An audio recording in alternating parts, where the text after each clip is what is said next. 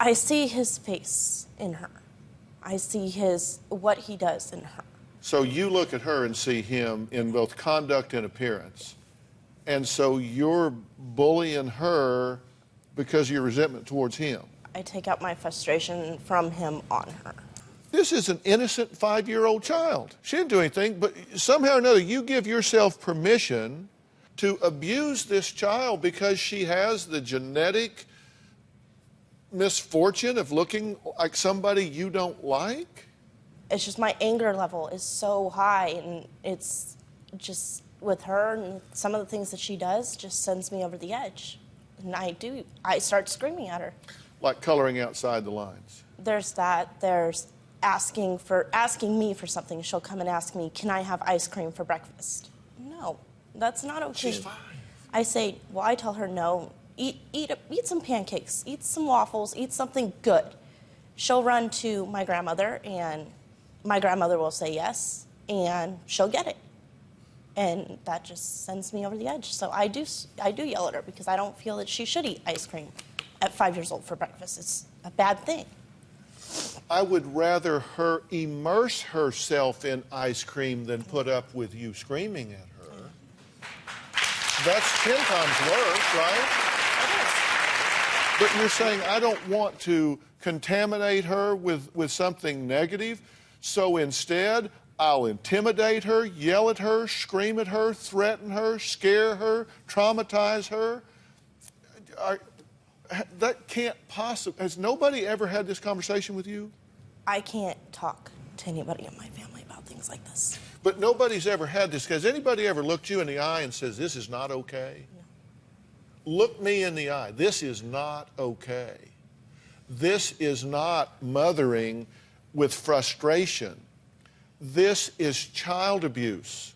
There's no other way to describe this. This is child abuse, and you are guilty. Right. You are an offending parent. You are an offending parent here, Jack. I know you don't mean to be. Right. I know nobody's ever put this in context for you, but I've always said, if we stand around and watch somebody bully somebody else and do nothing about it, if kids at school are watching somebody bully another kid on the playground and they just stand there and watch it and do nothing, they're as guilty as the bully. You are as guilty as this woman, in my view, because you let it happen, and you do it because you're afraid of her. She bullies you too. Right. You're intimidated by the price she's going to make you pay if you have the audacity to stand up and protect this innocent child. Yes. What does she do to you? She screams and yells at me. She's never raised a hand to me. At times, she'll take off and just go out driving. And when she's upset, she drives overly aggressively, and that scares me to death. One of her big things is she goes shopping to a point where accounts are overdrawn. So you're just fully self-indulgent. You yell because you want to, and then if you get upset, you're a shopaholic. You go out and buy hundreds of dollars worth of things that you can't afford to buy. Basically, yeah. And is your theory that you don't hit her very often, and therefore...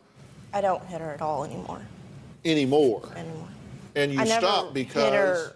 I never hit her a lot before, but I stopped hitting her in general because there was a certain time that I lost it.